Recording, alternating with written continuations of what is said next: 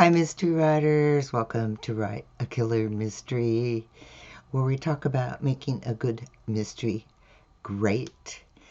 And these videos are like augmentations of Write a Killer Mystery, a course designed for new mystery writers. So, there's a link in the description below. Please check it out. And we also have a private Facebook group where you can ask questions, and I hold live office hours.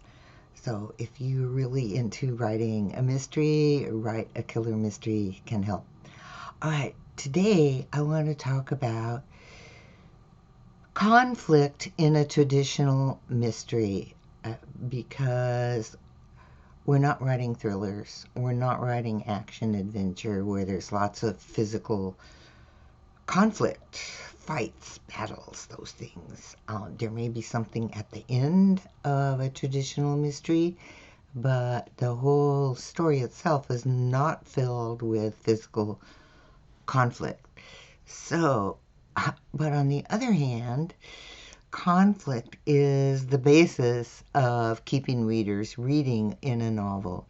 So, how do we create conflict in a mystery novel, which is oftentimes very cerebral?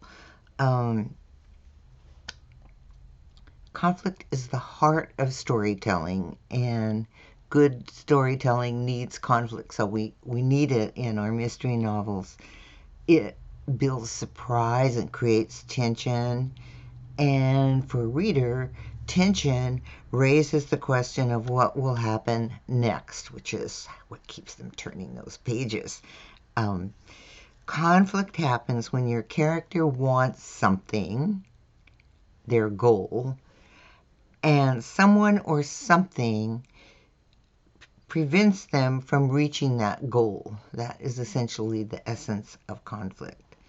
So for us as mystery writers, our main character has an external goal to reveal the villain. That's why your readers are there. It's like there's a crime, there's a detective, and the whole point of the story is to find out who did it. And meanwhile, your detective is on the case, and every time we put obstacles in their way and they meet obstruction, then your narrative is filled with problems. And just like life, at times those problems seem insurmountable. So the basis of creating conflict in your mystery is creating problems for your detective, because obstruction creates conflict, conflict creates struggle, struggle results in outcomes, and those outcomes can either be good or bad, and the outcome can make things even worse than they were before. So let's kind of break it down about conflict in a mystery. So external conflict is the story goal. In a mystery, the primary goal is exposing the villain, and every false statement from a suspect, every red herring, every attempt by an opponent to thwart your hero, or traps set by the antagonist are all conflict that impede your character's goal. So that main goal is discovering the victim, and there's lots, not the victim, the villain. There's lots of ways you can drum up conflict to keep your character from getting to the goal. There's also the possibility of internal conflict, and those stem from personal goals that your character has. These are related to overcoming personal shortcomings, demons, early wounds from some early trauma that happened long before this story began. While internal goals deepen the character and make them more relatable to the reader, if you use them as additional obstructions to the main story goal, then your reader cares deeply about reaching that main external goal, because here are all these internal conflicts as well as the external conflicts that are keeping your sleuth from reaching their goal. Internal goals in conflict with the main goal, the main story goal, finding the villain, help the reader identify with your character as a person and helps them root for your detective. They want to see your detective win, as it were. And you want to see them, your reader wants to see them achieve that story goal. So there's all this emotional connection that internal goals and the conflicts they derive, there's an emotional connection they develop with the reader that makes them care more about your character. Okay, how to set up conflicts in your story. So I'm not going to list a whole bunch of types of conflict, because you can do a Google search and you'll find multiple results for conflict in a novel. Assigning conflict to your character is actually the easy part, all right? What you want is to create a story, a mystery story, that engages your reader emotionally, because that emotional engagement is what keeps them reading. The types of conflict aren't as important as how you, the writer, use them in the story. The secret to compelling conflict that drives the story, is integrating it in the right place so it is integral to your mystery. In dynamic scenes, we use conflict to change the character's scene goal from the beginning to the end. And you can use this repeatedly in your story, because your novel is built scene by scene, and each scene has a goal at the beginning, a conflict in the middle, and some kind of resolution at the end. So just keep that in mind as you're writing your mystery. It's built scene by scene, the conflict. And there's so many ways you can keep your detective from reaching their goal. Conflict arises from a decision they have to make. She may need one more piece of information to make a decision. He may grasp at a thought only to have it take him on a wild goose chase. These are ways you can develop conflict with your character by that thinking process, all right? And while your protagonist is clearing the path toward the villain, he may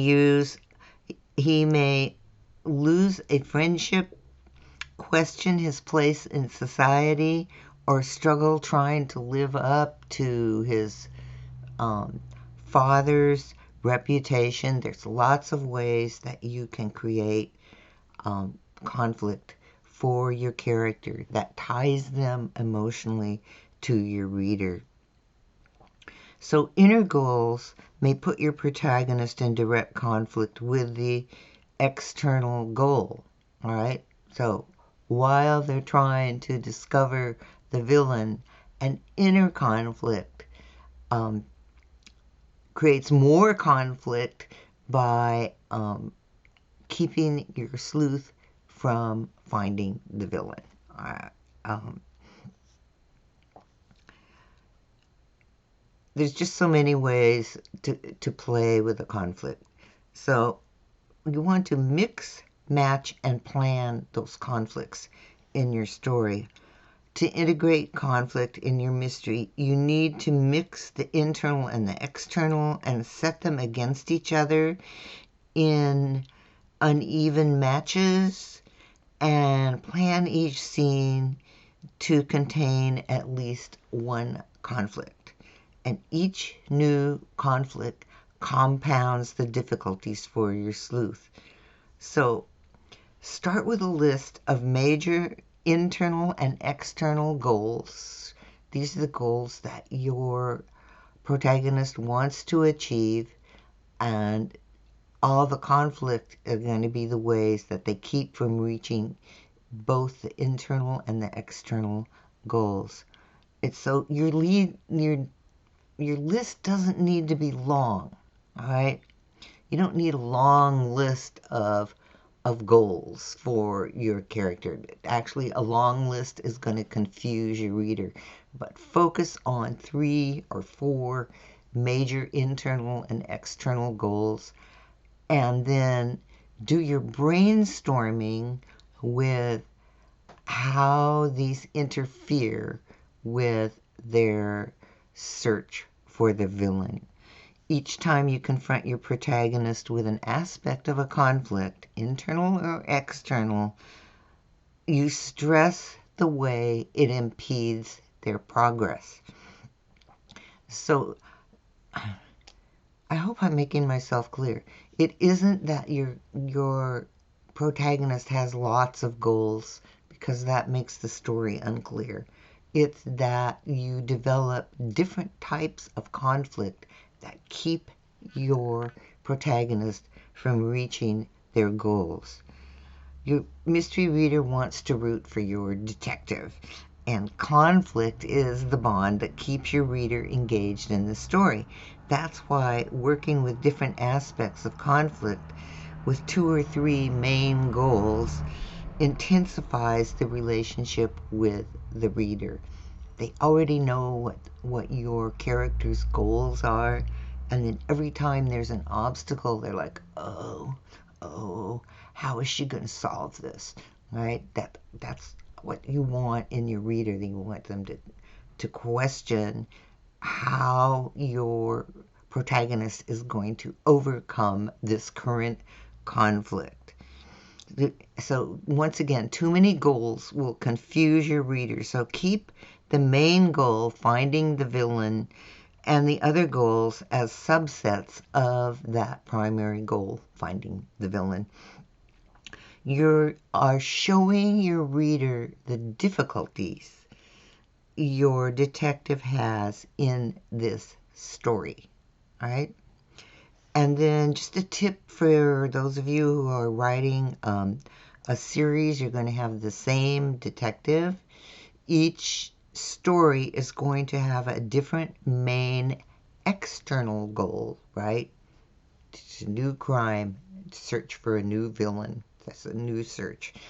That's the main external goal of your story in a series. But, wow, the internal goals remain constant because they're tied to your character's personality.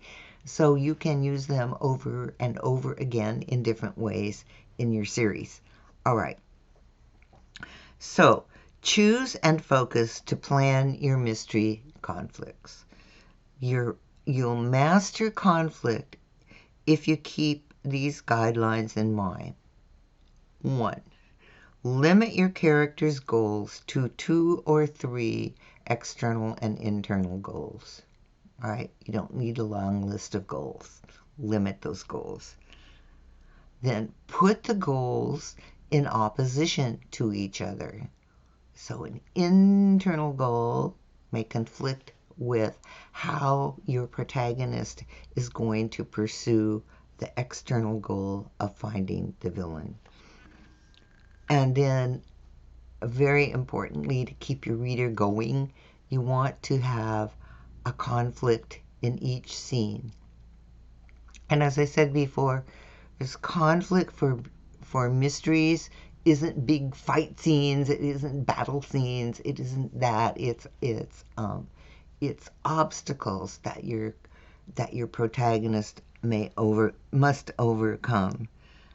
Um, Small conflicts in each scene, each and every scene, keep your reader engaged, and your detective will win or lose each of those conflicts that's presented in the scene, and struggle with internal and external goals. That's what drives the story. That's struggle. So give your character lots of problems, all right, around each of those main goals. And because without conflict, there's no story. All right, so have fun brainstorming your conflicts and keep your reader on the edge of their seat. All right, I hope that helps. You really only need those 2 or 3 goals, and then the fun of being the creator, the writer, is coming up with the different conflicts and how they work against each of the goals, and how internal and external goals can come into conflict with each other. So play around with that, have fun with it, and keep your reader turning pages. All right, thanks so much. That's it for today. If you like this video, please subscribe. Hit that little notification bell so you'll know when the next episode of Write a Killer Mystery is here. And in the meantime, keep writing.